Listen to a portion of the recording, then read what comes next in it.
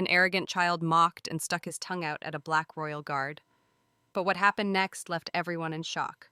Marcus Morrison's pink tongue darted out of his mouth for the third time in just 5 minutes, aimed squarely at the motionless face of Sergeant Arthur Washington. The 11-year-old swayed from foot to foot in front of the Veterans Memorial, clearly restless during the solemn ceremony unfolding around him. "Look, Dad," Marcus said loudly enough for dozens to hear. "This guy doesn't even blink. I bet he's not even a real soldier, probably just some actor they hired to stand there like a statue." Thomas Morrison, the billionaire tech CEO, was too absorbed in replying to emails on his phone to notice his son. His wife Patricia was busy recording Instagram stories, complaining to her followers about how boring it was to attend a military ceremony just because her husband had donated a large sum to the Veterans Fund. Sergeant Arthur Washington stood firm, eyes fixed on the horizon. At 28, he had served 3 tours in Afghanistan and 2 in Iraq. His medals for valor and bravery rested quietly on his immaculate uniform. Now he was part of the honor guard tasked with remembering the fallen soldiers at the monthly Sunday ceremony. Marcus edged closer to the barrier, his $2,000 sneakers trampling the neatly trimmed grass of the memorial grounds. "Hey, soldier," he shouted, drawing horrified stares. "Can you even talk, or do you just stand there like some broken robot?" The boy pulled grotesque faces, sticking out his tongue and rolling his eyes, while a few visitors muttered angrily. An elderly woman shook her head in disapproval. A veteran in a wheelchair clenched his fist, his frustration plain on his face. Arthur remained disciplined, but something flickered in his eyes. He recognized the type of provocation, though in combat he had faced far worse than a spoiled child pushing limits. But this was different. He was on American soil, honoring comrades who never made it home and being insulted in front of grieving families who had lost sons, husbands, and fathers to war. "Marcus, come here now," Patricia finally called, though her voice lacked authority. She was more concerned with finding the right camera angle than with correcting her son. He ignored her completely. Instead, he decided to take his mockery further than anyone expected. Locking eyes with Arthur, he stuck out his tongue one last time and shouted, "Hey, chocolate soldier, bet you don't even know how to fight. You're just good for standing around so people can take pictures." The silence that followed tore through the air. Even the smallest children stopped playing. Patricia dropped her phone.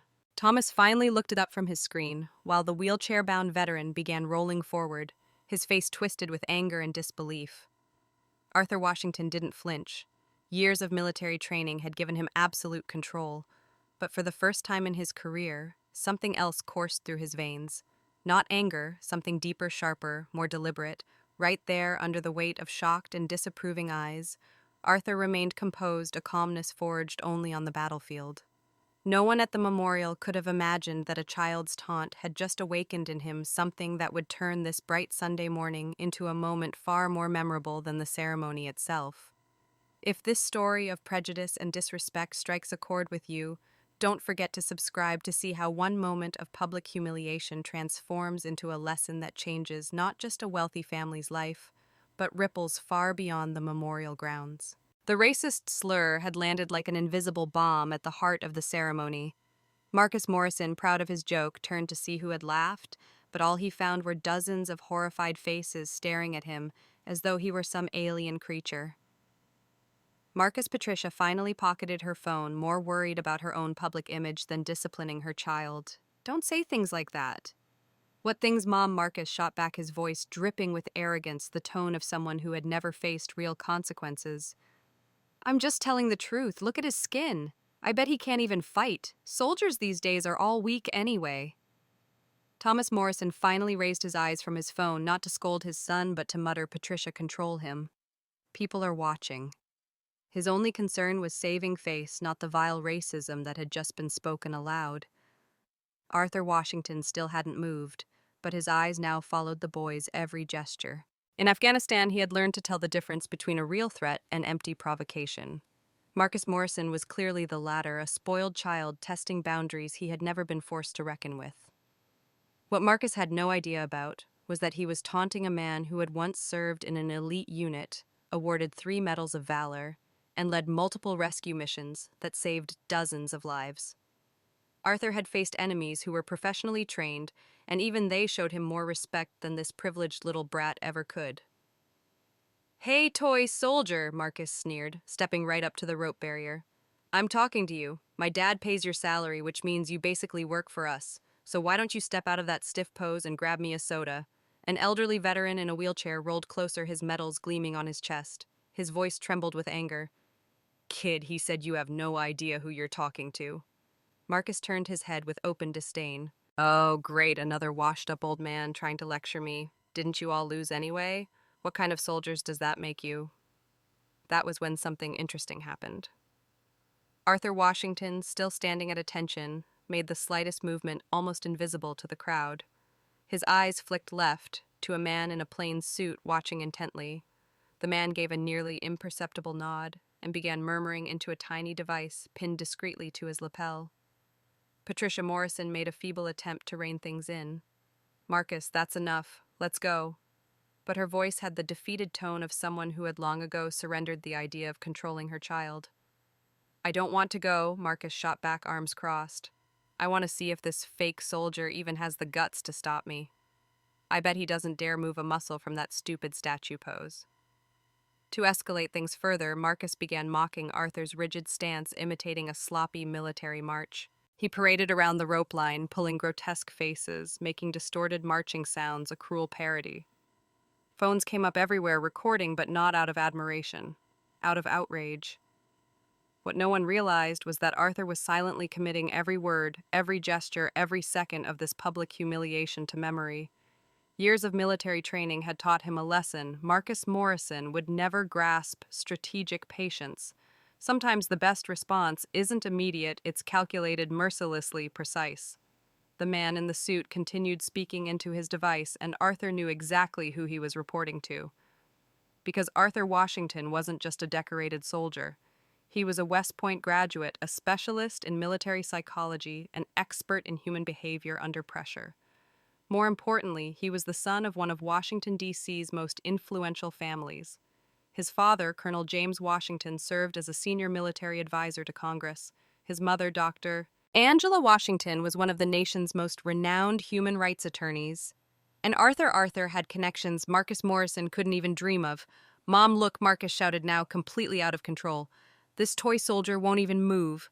I bet if I threw something at him, he still wouldn't react. What a pathetic excuse for a soldier. Each insult only fueled something deeper inside Arthur, a silent strength powered by the very injustice being hurled at him. What the privileged family didn't know was that every sneer, every slur, every attempt at degradation was writing their own sentence of defeat not through rage, but through the cold precision of a strategist who understood that the most important battles aren't won with firepower but with relentless strategy. The suited man ended his call and began walking toward the confrontation.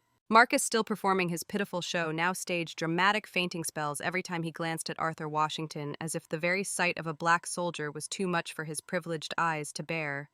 Oh no, Marcus wailed theatrically. This soldier is scaring me. Mommy, he's looking at me threateningly. I think he's about to attack me. Patricia Morrison immediately played along with her son's charade. I'm sorry, she shouted loudly enough for nearby officers to hear. This guard is threatening my son. This is unacceptable. You'll be hearing from our lawyers. Arthur Washington watched it all with the calm only a man who had faced real battlefields could maintain. Every racist word, every contemptuous gesture, every staged attempt at humiliation, he recorded it with the discipline of a military strategist. Because Arthur knew he wasn't just a soldier. He was a soldier who had learned that the most decisive victories are not seized with brute force, but with superior intelligence. Finally, the man in the suit stepped forward, flashing a small badge that carried enormous weight. Agent Johnson, United States Secret Service, he said evenly. I need to have a word with you about your son's behavior. Thomas Morrison, who had been glued to his phone the entire time, finally looked up, his face paling, as he realized this situation had escalated to a level his money might not fix. Secret Service. This is ridiculous. My son was just playing around. Sir Agent Johnson replied with the cold professionalism of someone who had handled far graver threats. Your son is disrupting an official military ceremony and making racially charged remarks against a serviceman. This constitutes public disorder and may very well fall under hate crime statutes. For the first time, Marcus, long convinced of his own untouchable status, thanks to his parents' wealth, began to sense he might have provoked something far bigger than he imagined. But instead of retreating, his reckless arrogance pushed him toward a fatal mistake, doubling down. Hate crime, Marcus barked out, a laugh dripping with mockery. Just because I spoke to some worthless black soldier, you people are insane. My dad knows the governor. You can't touch us. The silence that followed was unlike any before. It wasn't just shock. It was the heavy stillness that signaled an earthquake. Arthur Washington, still standing at attention, allowed the corner of his mouth to lift in the faintest trace of a smile, almost imperceptible. Because Marcus Morrison had just made the very mistake Arthur had been waiting for. He had used openly racist language in front of a federal agent.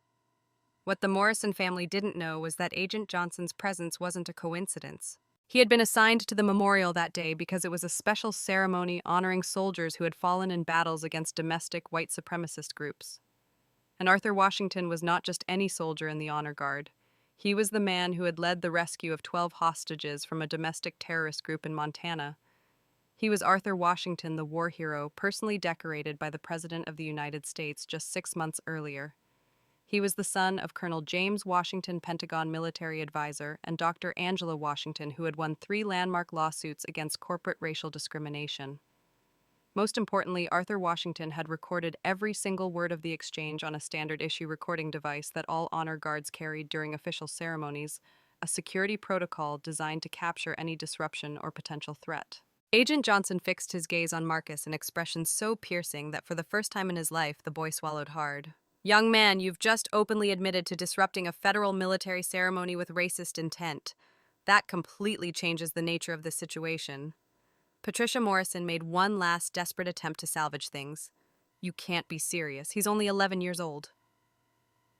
"This is absurd, ma'am," Agent Johnson replied with professional coldness. "Racism is a federal crime regardless of age, and your son's behavior has not been childish. He has behaved as someone taught that he has the right to demean others based on the color of their skin." Meanwhile, Arthur remained motionless, but something in his posture had shifted. No longer passive resistance, but the calculating stillness of a hunter who had locked on his prey and was preparing for the final strike. 5 months of military training, his foundation in behavioral psychology, the weight of his family's legacy, and now undeniable audio evidence, all of it lined up perfectly. A veteran in a wheelchair rolled closer, his medals glinting in the late afternoon sun. "Agent Johnson, I'm Colonel Martinez, retired. I served alongside Sergeant Washington's father. If you need witnesses for what just occurred, I have 15 veterans here ready to testify." The net was tightening, but Marcus Morrison had yet to realize he had walked straight into the trap his own arrogance and prejudice had built. Looking around, he saw faces that had started as passive spectators, now transformed into a crowd of indignation, recording every gesture, every word. Arthur Washington finally allowed himself to whisper the thought he had been holding in throughout the humiliation. "Kid, you picked the wrong soldier to try to disgrace." What Marcus Morrison didn't know was that his attempt to humiliate a decorated war hero would become the most costly lesson of his privileged life. And unlike the childhood antics his parents had always covered with money, this time he had crossed into forces that would turn his arrogance into a very public lesson, one that would echo far beyond this memorial. As the crowd burst into derisive laughter at his latest racist outburst, something extraordinary began to take shape. Not just in Arthur Washington's strategic mind, but in the steady, radiant gaze of a man about to prove that true power does not come from inherited privilege, but from honor, forged on battlefields where real men are tested. The decisive moment came when Agent Johnson received a call that shifted the balance entirely. He answered with his usual professionalism, but his face slowly changed from tense to almost reverent. "Understood, Colonel Washington," he said into the phone, now looking at Arthur with newfound recognition. "Yes, sir. Your son is fine. We'll proceed under your directive." Marcus stopped his antics instantly, sensing something in the power dynamic had shifted irrevocably. Patricia and Thomas exchanged nervous glances, their business instincts finally recognizing they had stumbled into something far larger than a petty quarrel with a soldier. The Morrison family agent Johnson announced, pocketing his phone and straightening with new formality, "I was just speaking with Colonel James Washington, Pentagon military advisor, and the father of Sergeant Washington." He and Dr. Angela Washington, one of the nation's most respected civil rights attorneys, are on their way here. The blood drained from Thomas Morrison's face. As a tech CEO, he knew the weight of powerful names when he heard them, and these were names that represented influence no money could buy or intimidate. Arthur Washington finally broke his rigid stance, turning directly toward Marcus. When he spoke, his voice carried not only the authority of the military, but also the refinement of a man who had graduated from one of the nation's most prestigious military academies. Young Morrison Arthur set his tone precise, in brutal contrast to Marcus's chaotic outbursts moments earlier. You've just committed a federal hate crime against a decorated military officer. But more importantly, you've made a choice, one that will define the rest of your life. Marcus tried to hold on to his arrogance, but for the first time his voice trembled. Why, you can't touch me. My father has money. We know important people. Arthur allowed himself the first smile since the provocation began. Not a cruel smile, but the patient smile of a man about to deliver a merciless reality check. Marcus Arthur said, pulling a small recording device from his uniform during my service. I learned that people reveal who they truly are when they think there will be no consequences. Every slur you uttered, every insult, every mockery, it's all been recorded with military-grade clarity. Patricia Morrison let out a strangled gasp. With the instincts of a seasoned socialite, she instantly understood the catastrophic implications of a racist tirade, documented with airtight military evidence. But that's not all, Arthur continued, his voice steady, professional, an unnerving contrast to the growing panic gripping the Morrisons. You see, Marcus, when someone disrupts a federal military ceremony with racist language, it doesn't stop at the state level. It becomes a federal crime subject to multiple jurisdictions. Agent Johnson nodded firmly. Disruption of a military ceremony, racially motivated hate crime, disorderly conduct on federal property, and with your recent statements, racial intimidation of a public officer. Thomas Morrison fumbled for his phone, desperate to play his final card. I'll call my lawyer right now. This is harassment. You people are attacking an American family. Please go ahead, Arthur replied calmly. In the meantime, I want you to know that besides being a decorated soldier, I hold a psychology degree from West Point specializing in social behavior and educational intervention in cases of white supremacy and toxic privilege. The world of young Marcus Morrison began to crumble as he realized he hadn't been targeting an ordinary soldier at all, but a man whose academic credentials, military honors, and family legacy could dismantle his sheltered life of privilege. At that very moment, two imposing figures approached the group. Colonel James Washington, even in civilian clothes, radiated an authority so commanding that even Agent Johnson instinctively stood at attention. Beside him, Dr. Angela Washington carried a leather case, the kind that seemed to contain the fate of anyone foolish enough to underestimate her family. Arthur Colonel Washington said, embracing his son with visible pride, I've received the report.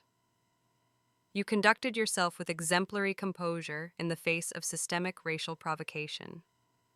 Dr. Angela Washington fixed the Morrison family with the icy precision of someone who had prosecuted countless discrimination cases, far subtler than the juvenile display they had just witnessed. Mr. and Mrs. Morrison, she began, her voice carrying the weight of decades in the courtroom. I've just listened to the recording my son provided. I have bad news for you. This isn't going to just disappear. Sweat now streamed down Thomas Morrison's face. Listen, we can settle this peacefully. Perhaps a charitable donation or some kind of arrangement. Mr. Morrison, Dr. Washington cut him off. You're trying to buy your way out of a federal hate crime. That only adds bribery to your list of charges. Colonel Washington turned his gaze directly on Marcus, who now looked much smaller than his 11 years. Boy, he said you chose to attack my son for the color of his skin. My son, a man who risked his life to defend this country, who saved American lives on the battlefield, and who graduated with honors from one of the most prestigious academies in the world. Marcus finally broke down in tears, but not out of true remorse. They were tears of panic the first time in his life he realized there were consequences that his parents' money couldn't erase. I didn't know, Marcus stammered through sobs. I didn't know he was that important. A heavy silence fell. Arthur Washington looked at the boy with a mixture of pity and resolute determination. Marcus, he said quietly, You've just revealed the core of the problem. You didn't respect me because you thought I wasn't important, but respect should never depend on someone's status. Every human being deserves to be treated with basic dignity. Agent Johnson took another call, then announced national media is on the way. CNN, Fox News, MSNBC. The story's leaked. It's now a matter of national attention. Patricia Morrison panicked. No, our faces can't appear on television. This will destroy our social standing. Thomas, do something, Mrs. Morrison. Dr. Washington replied with surgical calm. Your social standing is already gone. The recording is in the hands of federal prosecutors. The only question left is whether you'll cooperate so your son can learn something from this, or fight it and turn it into a long legal battle you will certainly lose, Colonel Washington added. As a father, I understand your concern for your child. But as an American who served this nation, I cannot allow racist abuse against my son to be brushed aside or bought off with money. Marcus looked around desperately for someone to save him, but all he saw were disapproving faces. For the first time, he grasped that actions had consequences far beyond financial privilege. Arthur Washington stepped closer to him one last time. You're only 11. That means you still have the chance to learn and change. But that change will only come if you face real consequences, not if your parents buy your way out again. Just then, the first news van pulled up at the memorial, quickly followed by many more. The story of a privileged boy attacking a decorated war hero was about to explode nationwide. The Morrisons realized they had just made the most costly mistake of their lives. As cameras zoomed in and reporters swarmed, Marcus Morrison finally understood he had chosen the wrong target at the wrong time, and his attempt to humiliate an American hero had become the most spectacular public disgrace imaginable. But the question lingered, would this humiliation be enough to transform a spoiled child into someone who respected his fellow human beings? Or was it only the beginning of a much longer and harder journey? 6 months later, Arthur Washington stood at that very memorial again, this time as the keynote speaker at the annual Veterans Ceremony. The story of a racist child who dared to attack a war hero had become a global milestone in confronting prejudice with dignity. 6 months earlier, Arthur began into the microphone before thousands gathered. An 11-year-old boy taught me that the most important battles aren't fought on foreign battlefields, but right here at home against ignorance. In the audience away from the spotlight sat Marcus Morrison beside his counselor. The past 6 months had been the hardest stretch of his privileged young life. His family had lost millions of dollars once the story went viral. Thomas Morrison had been forced to sell his company after investors pulled out from a brand forever stained with racism. Patricia had lost every so-called friend in her social circle.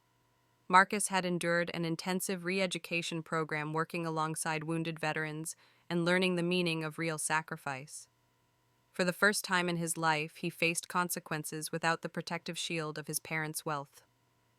Recently, I received a letter, and I'd like to share it with you, Arthur continued, his gaze settling directly on Marcus in the crowd. It's from someone who once caused me pain, but also gave me the chance to prove that education can be stronger than anger. Arthur unfolded the letter and began reading excerpts from the 5-page note Marcus had written. Sergeant Washington, I don't know if I deserve forgiveness, but I understand now what I did. It wasn't just disrespecting you, it was disrespecting everyone who has ever served this country. I've learned that heroes are people like you, those who protect others, even when they don't deserve to be protected. Marcus broke down in tears, not out of rage or frustration, but from a place of genuine remorse, finally comprehending the weight of his actions. This letter taught me that our greatest victories aren't about defeating an enemy, but about turning an enemy into an ally. Arthur concluded, his words met with thunderous applause. After the ceremony, Marcus approached timidly. Sergeant Washington, I want to thank you for not giving up on me, even when everyone else said I was hopeless. Arthur smiled, extending his hand. Marcus, you've proven that no one is hopeless when they're truly willing to begin the journey of change. I'm proud of you. That handshake symbolized more than personal forgiveness. It marked growth, transformation, and the possibility of redemption. Today, Arthur serves as a national advisor on military diversity programs and has been promoted to the rank of major. His story has inspired thousands to enlist and millions more to confront prejudice with dignity.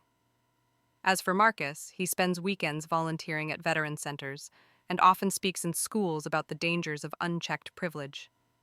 His family has learned the hard truth that real value doesn't come from money, but from respect earned through worthy actions. The most powerful lesson wasn't about revenge or public shame, but about how injustice can be transformed into education, rippling far beyond those directly involved. Arthur proved that true military strength lies not only in winning battles abroad, but in transforming hearts at home. And perhaps the most surprising heroes are not those who never make mistakes, but those who find the courage to admit them and persist in making them right. Arthur's greatest victory wasn't in breaking down a prejudiced boy, but in helping raise up a young man who would spend his life fighting the very prejudice he once embodied. If this story of transformation and second chances has touched your heart, don't forget to subscribe for more stories that prove real change is possible when we face our choices with courage and the determination to move forward.